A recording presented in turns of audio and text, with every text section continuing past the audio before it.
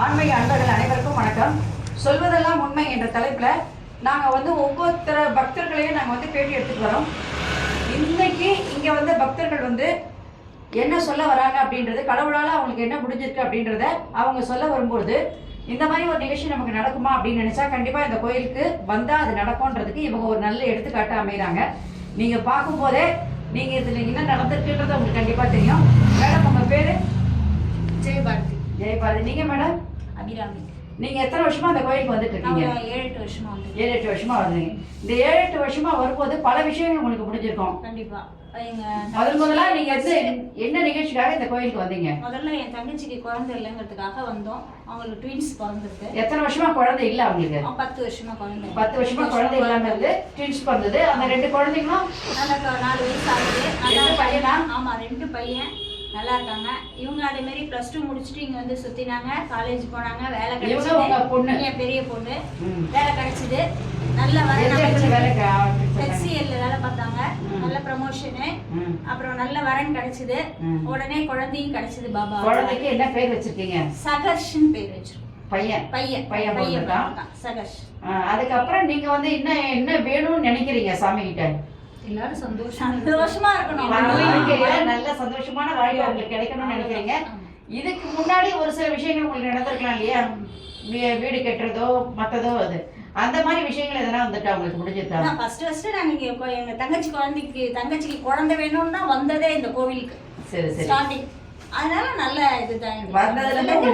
உடனே அந்த 9 வாரம் சுத்திட்டு அந்த இது அபிஷேகம் பண்ணி எல்லாம் பண்ணினோம். அடுத்த வாரம் 9 அபிஷேகம் முடிச்சிட்டு அதுக்கப்புறம் அடுத்த மாசம் நின்றுடுச்சு. அவங்களுக்கு ட்வின்ஸ் பிறந்திருக்காங்க. 4 வயசு ஆகுது. நல்லா இருக்காங்க. முதல்ல யார் சொல்லி இந்த கோயிலுக்கு வந்தீங்க நீங்க? நாங்க எங்க ஃப்ரெண்டு சொல்லி தான் வந்தோம். ஊர்ல அந்த எங்க சைடு நாங்க கோயம்புத்தூர் அந்த சைடு பூம்புகார் நகர் பக்கம் இருக்கோம். எங்களுக்கு எங்கள் ஃப்ரெண்டு ஒருத்தவங்க சொன்னாங்க, இதுமாரி நாகசாய் பாபான்னு ஒரு கோவில் இருக்கு, நீங்கள் அங்கே போங்க, 9 சுற்றணும் அப்படின்னு சொன்னாங்க. அதுமாரி நான் செஞ்சோம். எல்லாமே எனக்கு சக்ஸஸ் தான். ஒரு பொண்ணு தானே உங்களுக்கு? எனக்கு 2 பொண்ணு. இவ பெரியவ. சின்னவ பிஎஸ்சி சைக்காலஜி படிச்சுருக்கா. அவளுக்காகவும் நாங்கள் +2ல மாசம் 1 வருஷம் சுத்தினேன். ஆனா இன்னொரு 2 மாசம் பேலன்ஸ் அவருக்கு நான் வச்சிருக்கேன். அவர்கிட்டயே வச்சிருக்கேன். நானே பேலன்ஸ் வச்சிருக்கேன். அவர் நினைச்சேன் சுத்தணும். நானே 1008 சுத்தணும். சரி, அது எப்ப சுத்துறது டைம் சரியா இருந்துட்டே இருக்கு. அதை எனக்கு முடிச்சு கொடுத்தாரு. அவர் உடம்ப நல்லா இது பண்ணி அவர் ஆரோக்கியமா இன்னைக்கு உட்கார்ந்துருக்காரு. கோயில்னா அது அவர் இல்லாம இருக்க முடியாது. அதுக்கு நான் வேண்டியிருக்கேன். அது இன்னும் செய்யறதுக்கு எனக்கே நேரம் பத்தல. உள்ள இருந்த அவரு நினைச்சாலும் நம்ம சுத்தலாம். கண்டிப்பா முடியும். ரொம்ப சந்தோஷம். உங்களுக்கு இந்த மாதிரி பல விஷயங்கள் உங்களுக்கு முடிஞ்சிருக்கு. இந்த மாதிரி விஷயங்கள் மற்றவங்களுக்கு நடக்கணும் அப்படின்னு சொன்னா கண்டிப்பா இந்த கோயிலுக்கு அவங்க வந்தாங்கன்னா இது முடிவுகளுக்கு நீங்க ஒரு நல்ல சாட்சியா அமைகிறீங்க. Thank you so much madam. சொல்வதெல்லாம் உண்மை என்ற தலைப்புல ஒவ்வொருத்தரும் சொல்ற விஷயங்களை நீங்க கேளுங்க.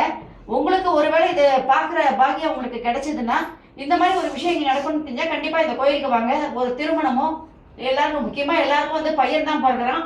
இப்போ உங்களுக்கு ஒரு பேரன் பிறந்திருக்கோம். உங்க தங்கச்சிக்கும் 2 பையன் தான் பிறந்திருக்கு. அதனால அவங்க என்ன கேட்கறாங்கன்னா அந்த வரத்தை கடவுள் கண்டிப்பா கொடுக்குறாரு. ஆனா உண்மையான அன்பும் பக்தியும் இருக்கும்போது கண்டிப்பா நம்ம அவர்கிட்ட நெருங்க முடியுன்றது நீங்க எல்லாம் ஒரு நல்ல சாட்சியா அமைறீங்க. Thank you so much madam. Thank you.